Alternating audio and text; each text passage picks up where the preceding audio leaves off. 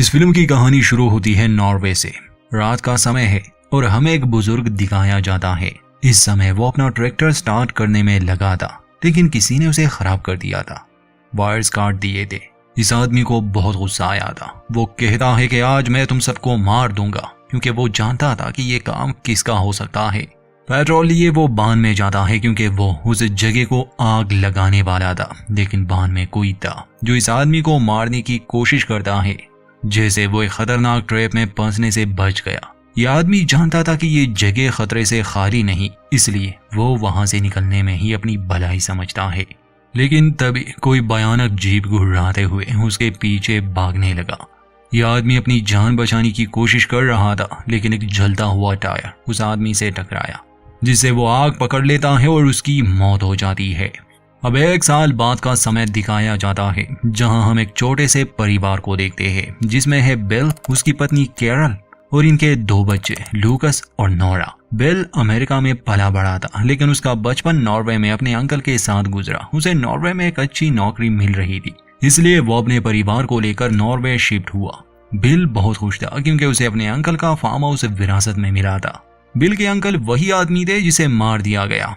Bill खुश था और वो अपने परिवार को भी खुश देखना चाहता था, मगर यहाँ की सर्दी से उसके बच्चे ज्यादा खुश नहीं थे, क्योंकि वो अमेरिका में पले बड़े थे। जब ये घर पहुंचे तो कैरल और लूकस को भी घर बहुत पसंद आता है, लेकिन नोरा खुश नहीं थी। उसे अपना पुराना घर और दोस्त याद आ रहे थे। खैर, लूकस पूरे घर में घूमता है और फिर बिल और कैरल के साथ बांध में भी गया। बिल और कैरल चाहते थे कि वो बांध को टूरिस्ट के लिए रेनोवेट करवाए, लेकिन बांध की हालत बहुत बुरी थी। उन्हें इस पर काफी मेहनत करनी होगी। बिल के हिसाब से एक नई शुरुआत के लिए ये जगह अच्छी थी, लेकिन इससे भी ज्यादा कैरल को इस बात की चिंता थी कि उनके बच्चे लूकस और नोरा नए दोस्त बनाए, ताकि वो यहाँ अकेला महसूस ना करे, खुश रहे। जब लूकस बांध में अकेला था तब उसे कुछ दिखाई दिया जैसे वहां कोई हो। डरते हुए वो अपने माता पिता के पास आकर उन्हें बताने की कोशिश करता है कि देयर समथिंग इन द बांध, जो कि इस फिल्म का टाइटल भी है। मगर बाकी सभी कहानियों की तरह उसके माता पिता कहाँ उसकी बात पर विश्वास करने वाले थे। कैरल इस बात को टाल देती है, कहती है कि पुरानी जगह है, शायद कोई चूहा होगा या फिर लकड़ियां अक्सर ऐसी आवाज करती है। रात में वो अपने खिड़की से बाहर झांक रहा था तो उसे बांध के दरवाजे में 2 चमकती हुई आंखें दिखती है, जो उसके लिए काफी डरावनी थी। वो तुरंत ही सोने चला गया। अगले दिन बिल अपने परिवार को बाहर घुमाने ले जाता है। ये यहाँ के टाउन में आते हैं, लेकिन यहाँ के लोग उन्हें अजीब नजरों से देख रहे थे। शायद इसकी वजह बिल के अंकल की मौत हो। खैर, लूकस जब बाहर घूम रहा था तो उसे एक आदमी मिला। लूकस उसे एक पुतले के बारे में पूछता है। वो आदमी बताता है कि ये बान एल्फ है। वहां ऐसे कई सारे पुतले थे। लूकस पूछता है कि क्या ये सच में होते हैं या बस एक कहानी है। ये आदमी, जिसका नाम सैम है, जवाब देता है कि ये सच में होते हैं। लूकस पूछता है कि क्या ये एल्फ किसी को नुकसान पहुंचाते हैं। सैम जवाब देता है कि अगर तुम इनके साथ अच्छा करोगे, ये भी तुम्हारे साथ अच्छा करेंगे, बल्कि तुम्हारी सुरक्षा करेंगे, हर काम में मदद करेंगे। लेकिन अगर इन्हें परेशान किया, क्योंकि ये पुराने दुनिया के जीव है, इन्हें बदलाव बिल्कुल नहीं पसंद, इसलिए आजकल के शोर शराबे और टेक्नोलॉजी से इन्हें नफरत है, तो फिर ये उन लोगों से छुटकारा पाने के लिए किसी भी हद तक जा सकते हैं। वो बात कर ही रहे थे कि कैरल लूकस को लेने आ गई। कैरल सैम से पूछती है कि कहीं इसने आपको परेशान तो नहीं किया। सैम कहता है कि मुझे इससे बात करके अच्छा लगा, क्योंकि यहाँ लोग बहुत कम आते हैं। सैम को लगा शायद ये बस छुट्टियां बिताने आए होंगे, मगर कैरल बताती है कि वो यहाँ रहने आए हैं। तब सैम के हाव भाव बदल जाते हैं। शायद यहाँ के लोग उस घर का राज जानते थे। रात में लूकस को नींद नहीं आती, इसलिए वो बान में देखने चला गया। वहां उसे एक बूढ़ा एल्फ दिखता है। उसे देखकर पहले तो वो हैरान था। वो बूढ़ा एल्फ भी उसे चुप रहा था। तब लूकस उसके सामने एक कुकी रखता है, जिसे वो एल्फ मजे से खाने लगा।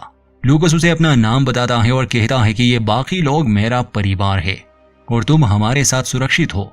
अब लूकस जब उसे दूसरी कुकी देने आगे बढ़ा तो उसकी टॉर्च नीचे गिर जाती है, जिसे डर कर वो एल्फ भाग गया, क्योंकि रोशनी इन एल्फ्स को राज नहीं आती।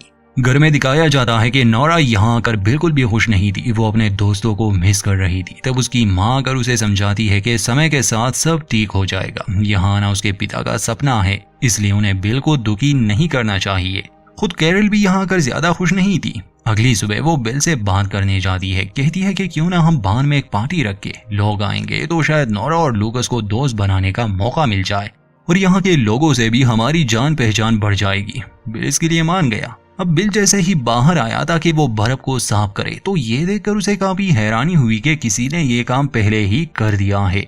बिल कैरल को इस बारे में बताता है तो वो कहती है कि शायद ये किसी तरह की पब्लिक सर्विस हो। इस बात से उन्हें खुशी हुई, लेकिन हम और लूकस जानते हैं कि ये काम उस एल्फ का है। अगर उसे खाना दोगे, परेशान नहीं करोगे तो वो एक सर्वेंट की तरह घर के कामों में मदद करेगा। जैसे बिल को लकड़ियां काटने में मुश्किल हो रही थी और जब अगले दिन उसने देखा तो एल्फ ने उसके लिए सारी लकड़ियां काट दे दी।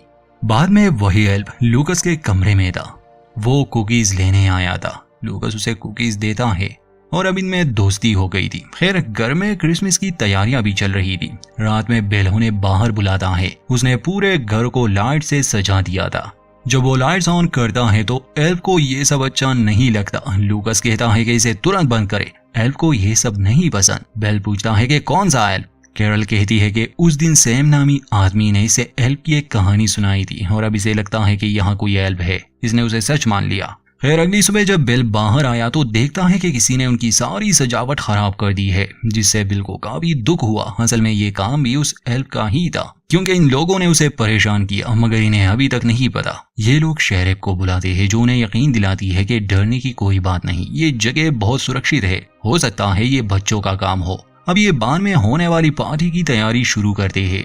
जब बिल और कैरल बान में थे तब वो एल्फ बेल पर एक बैरल गिराता है, लेकिन कैरल ने उसे बचा लिया। लूकस ये सब देख चुका था कि एल्फ ने उसके पिता को नुकसान पहुंचाने की कोशिश की, इसलिए वो एल्फ से नाराज हो जाता है। खैर रात को इनके पड़ोसी पार्टी में आते हैं। शुरू में तो सब ठीक था, यहाँ के लोग ज्यादा बात नहीं कर रहे थे, मगर फिर सब पार्टी का मजा लेने लगे। सिर्फ लूकस ही परेशान था, क्योंकि वो जानता था कि एल्फ को ये सब नहीं पसंद और वाकई वो एल्फ बहुत गुस्से में था। नोरा को भी एक दोस्त मिल गई जो उसे शराब पिलाती है और कैरल जब उससे बात करने आई तो वो उल्टी कर देती है जो सीधा एल्फ के मुंह पर जा गिरी। इस एल्फ को और भी गुस्सा आ गया। तब लूकस म्यूजिक बंद करके सबको जाने के लिए कहता है। उसके हिसाब से शोर से एल्फ नाराज हो रहा है। इस पार्टी में सैम भी आया था। वो लूकस से बात करता है। वो कहता है कि शायद उस दिन मैंने तुम्हें एल्फ की जो कहानी सुनाई थी तुमने उसे सच मान लिया, लेकिन एल्फ जैसा कुछ नहीं होता। लूकस कहता है कि एल्फ्स होते हैं और एक एल्फ मेरे बान में भी है, मैंने खुद देखा है, लेकिन इस समय वो हमसे नाराज है। सैम कहता है कि अगर ऐसा है तो तुम्हें क्रिसमस की शाम उसके लिए दलिया बनाना चाहिए। एल्फ्स को दलिया बहुत पसंद है, ये एक तरह से मापी होगी। क्रिसमस के शाम ये इंसानों और एल्फ्स के बीच दोस्ती की एक निशानी समझा जाता है। खैर अब रात में एल्फ इनके घर आ गया था। वो गुस्से में घर का सामान तोड़ रहा था। जब बेल उसे देखने गया तो वो बेल को बेसमेंट में धक्का देता है। वो कैरल पर भी हमला करने वाला था कि तभी लूकस लाइट्स ऑन कर देता है, जिससे एल्फ वहां से भाग गया। अब ये लोग दोबारा से शेरिफ को बुलाते हैं, लेकिन वो इस बार भी कोई एक्शन नहीं लेते और कहते हैं कि हो सकता है खिड़की खुली होने की वजह से कोई लोमड़ी अंदर आई हो। कैरल इस सब की वजह से बहुत परेशान थी, लेकिन बिल चाहता था कि वो सब यहाँ शांति से रहे, खुश रहे, इसलिए वो इन बातों पर ज्यादा ध्यान नहीं देता, इसी उम्मीद में कि एक दिन उसका परिवार यहाँ एडजस्ट हो जाएगा। अब अगली सुबह लूकस एल्फ के लिए दलिया बनाकर फ्रिज में रख देता है ताकि वो रात में उसे एल्फ को दे सके, लेकिन रात में वो देखता है कि दलिया बिल ने ही खा लिया है। लूकस उदास था, लेकिन वो हार नहीं मानता और एल्फ के खाने के लिए एक मछली लेकर बान में चला जाता है। लेकिन वो नहीं जानता था कि एल्फ को मछलियां बिल्कुल भी नहीं पसंद और अब वो और भी ज्यादा गुस्सा था। वो अपना हथौड़ा लेकर बाहर जाता है उन्हें मारने के लिए। इस बीच बिल का दोस्त उससे मिलने आया।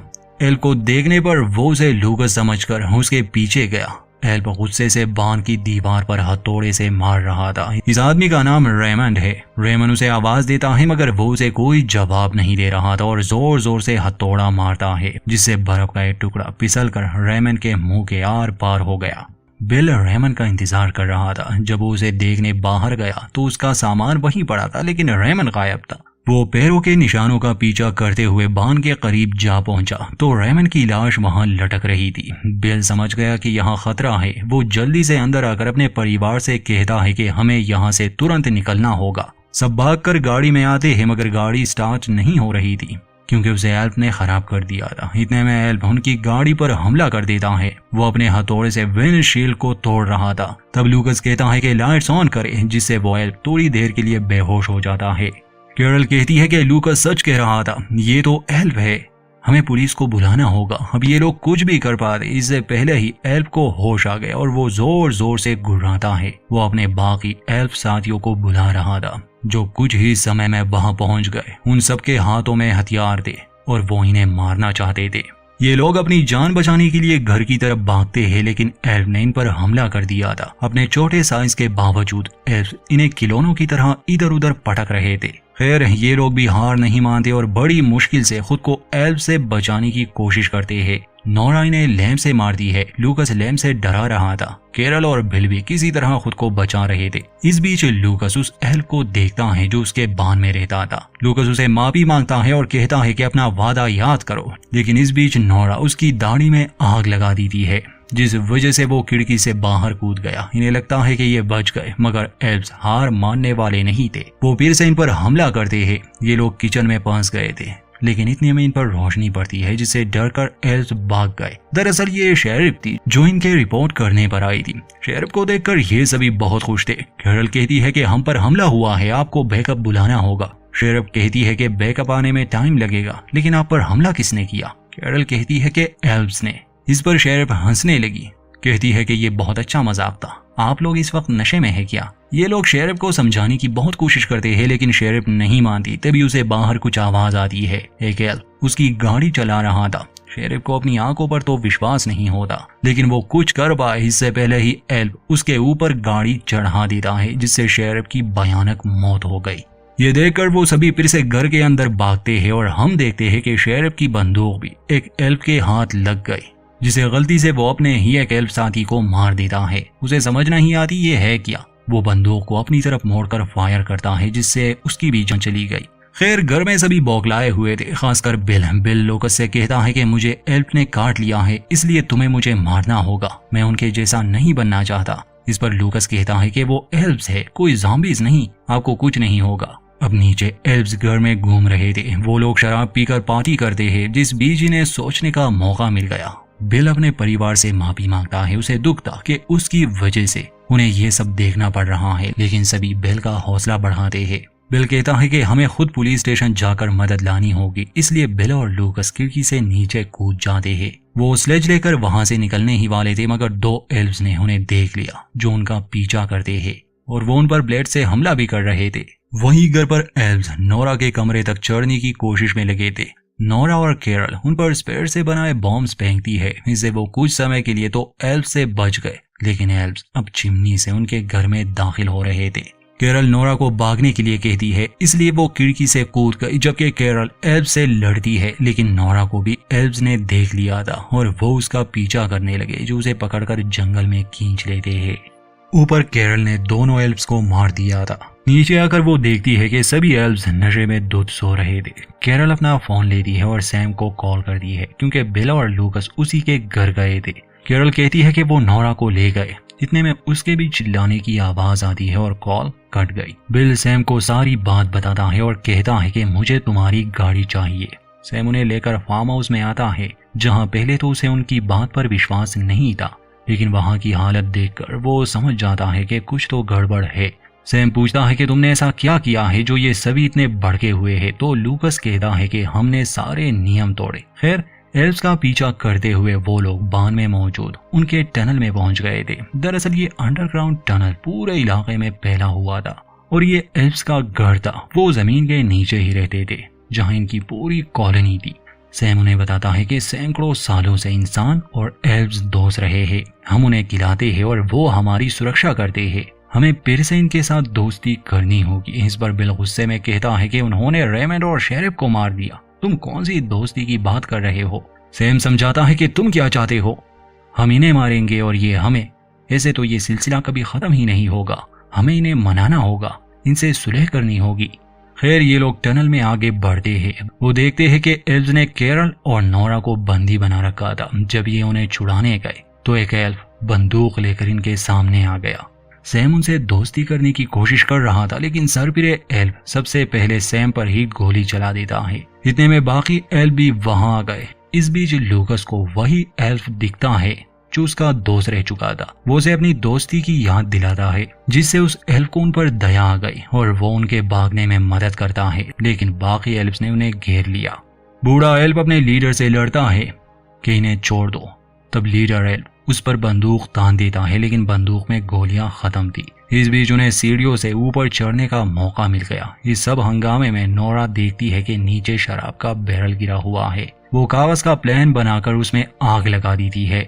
जैसे ही वो नीचे गिरा, वहां एक धमाका होता है जिसमें वो सभी एल्व्स मारे गए और ये सब सुरक्षित थे। इतने में कुछ एल्व्स सैम को लेकर आते हैं जो अभी जिंदा था। सैम कहता है कि ये लोग शांति चाहते हैं, इन्होंने मुझे जाने दिया। खैर सैम देखता है कि वो बूढ़ा एल्फ जिसने इनकी मदद की है वो उदास था क्योंकि उसका घर तबाह हो चुका था। लूकस कहता है कि ये हमारे साथ रह सकता है, लेकिन बेल कहता है कि ऐसा मुमकिन नहीं। तब लूकस को सैम के क्रिसमस म्यूजियम का ख्याल आता है। ये लोग वहां जाते हैं जहां सैम उसे उसका नया घर दिखाता है। एल्फ खुश था और सैम वादा करता है कि वो उसका बहुत ख्याल रखेगा और कभी भी उसे परेशान नहीं करेगा। बाकी जितने लोग मरे उनका वैसे भी कोई पूछने वाला नहीं, बस ये परिवार खुश रहना चाहिए। इसी के साथ दोस्तों, there something in the barn film का अंत होता है।